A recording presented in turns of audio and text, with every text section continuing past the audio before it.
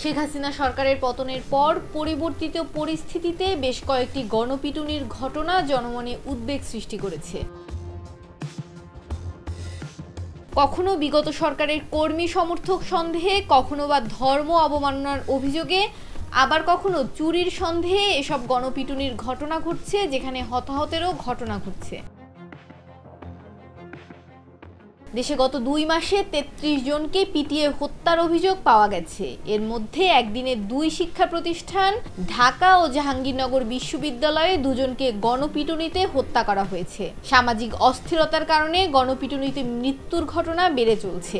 তুচ্ছ কারণে মানুষ সংঘর্ষে জড়িয়ে আইন নিজের হাতে তুলে নিচ্ছে। মানবাধিকার কর্মীদের দাবি, পুলিশের দুর্বলতা এবং তদন্তে ঘাটতির কারণে এসব গণপিটুনি থামানো যাচ্ছে না। অন্যদিকে পুলিশ প্রতিটি ঘটনা গুরুত্ব সহকারে নিয়ে বিচারের আওতায় আনার আশ্বাস দিয়েছে। কাউকে কেবল সন্দেহের বশে অপরাধী বলে তাৎক্ষণিক জনমত তৈরি করা এবং পরে গণপিটুনি দিয়ে হতাহত করা বাংলাদেশে নতুন কোনো ঘটনা নয়।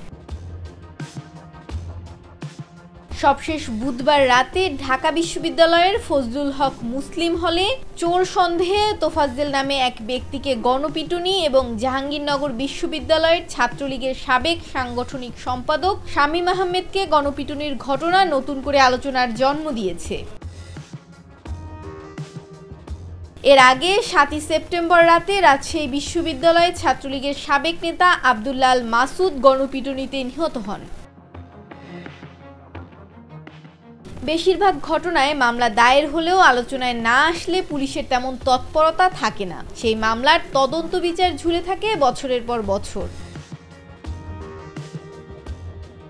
মানবাধিকার সংগঠন হিউম্যান রাইটস সাপোর্ট সোসাইটির পর্যালোচনা প্রতিবেদনে বলা হয়েছে, বৈষম্য বিরোধী ছাত্র আন্দোলন ঘিরে যে সহিংসতা শুরু হয়েছিল তা এখনো চলছে। এখনো মানুষের মধ্যে সহনশীলতা ফিরে আসেনি। সুযোগ পেলেই মানুষকে পিটিয়ে হত্যা করা হচ্ছে। মানুষ আইন নিজের হাতে তুলে নেওয়ায় জনমনে আতঙ্ক সৃষ্টি হয়েছে।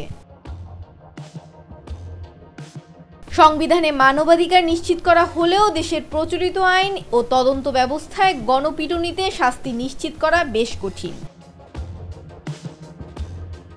এ কারণে গণপিটুনিতে অংশ নেয়ার অপরাধে বাংলাদেশে কারো দণ্ড হওয়ার নজির বাংলাদেশের আদালতে বিরল বলে মনে করেন মানবাধিকার কর্মীরা। মৌমিতা মৌ, ডেস্ক রিপোর্ট, ভোরের পাতা।